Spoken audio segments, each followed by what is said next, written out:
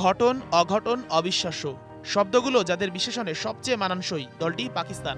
Favourite তকমা ছাড়াই champions trophy শুরুর পর তারাই এখন টুর্নামেন্টের সেমিফাইনালে। পাকিস্তান যদি হয় আবেগ নির্ভর ক্রিকেট ভূমি, তাদের প্রতিপক্ষ ব্যাকরণ সিদ্ধ নিচ্ছিদ্র ইংল্যান্ড। অন্তত 2015 বিশ্বকাপের পর ইয়ন মর্গানের নেতৃত্বে এক বদলে যাওয়া ক্রিকেট শক্তি, পর্যাপ্ত শক্তিমত্তা আর সব-হুমের সুবিধা দলটিকে করে তুলেছে আরও বেশি পরাক্রমশালী।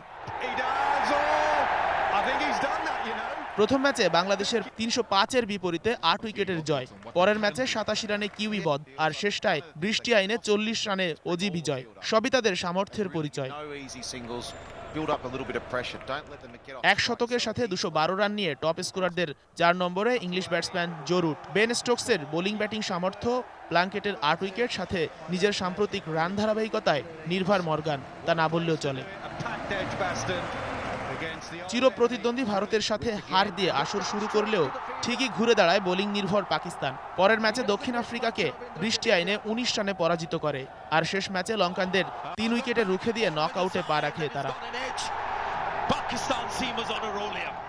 সেরা 10-এ না থাকলে কি হবে? ঠিকই প্রতিপক্ষের ব্যাটসম্যানদের বক্ষকাঁপুনির কারণ মোহাম্মদ আমির। আসরে হাসান আলীর 8 আর জুনায়েদ খানের 5 উইকেট, সাথে নিজের ব্যাটিং দিয়ে ইংলিশদের হুমকি দিয়ে রাখতেই পারেন দলপতি সরফরাজ। এর সঙ্গে অবশ্যই যোগ হবেন নবাগত ফখর জামান। যে কোনো বোলারের মানুষের ক্ষমতা ধরেন ইউনিস খানের এলাকার এই উদীয়মান। এসব টুকরো চিত্রগুলো মিলিয়ে দেখলে দুদলের কাউকেই ছোট করে দেখা নেহাতি বোকামি। আর পাকিস্তান জিতে গেলে তো চ্যাম্পিয়ন্স ট্রফি থেকে যাবে এশিয়ায়।